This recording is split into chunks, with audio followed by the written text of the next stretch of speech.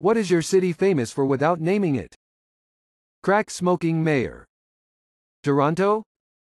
JFK died here. Dallas? Cheesesteaks. I was gonna say Four Seasons landscaping. Developing feelings for your kidnapper. Stockholm. Whale's vagina. Prince. We destroyed a hitchhiking robot of peace. The one hint without a cheesesteak in it. Breaking Bad. Albuquerque. Sin. Las Vegas. The Opera House. Sydney, Australia. What does the wealthiest person you know do for work? Pig farmer. I kid you not, he's my father's old friend. I visited him once when my father and I were passing through the state. He lives in a modest classic farmhouse with his wife, both in their 70s. I mentioned I was starting a school in West Africa as we were catching up. A few weeks later I got a text asking how much it would cost. I told him $40K, thinking it was really nice of him if he wanted to send a few dollars. In #X200B, I got a check for $40K. I thought it would take me years to raise that. I'm typing this from Sierra Leone because he also paid for the house I thought would take years to raise funds for. What are some subtle signs a person is not quite alright mentally? Personal hygiene is usually for me a sign something ain't alright. This is one of the things I started to notice went south before I started to plan to end my life. Just stopped caring if my hair was washed at all. Bipolar and depression are a bitch. Difficulty to make simple decisions. Hypersensitiveness of any kind of criticism.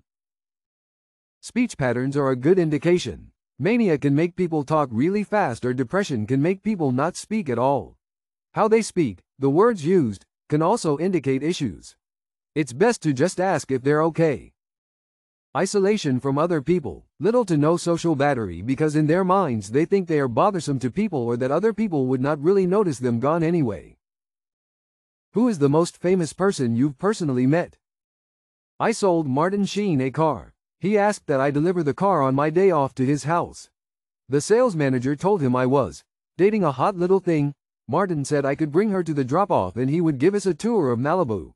We spent the day hanging out with Mr. Sheen at his house, getting a personal tour of Malibu. Martin told me that I was too good to be selling cars. I then stopped selling cars and became a very successful kitchen designer. I still have his cell phone number in my phone, though I am too afraid to call him. I met Santa Claus at the mall. Nice guy. Jason Momoa. I jokingly said I was going to fight him, and he replied, "Square up, bitch, super nice guy." What is the most re-watchable movie?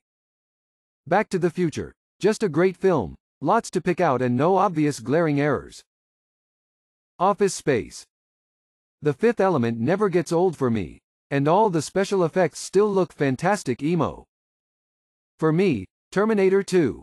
Must have seen that movie over 20 times. Edit. Thanks for the S from the future you, be more Halfazone. Also, it's probably more than 20 times. It's hard to tell after 30 plus years. Shaun of the Dead. So many callbacks, so much foreshadowing, and incredibly funny and tight writing. Well, Groundhog Day, of course.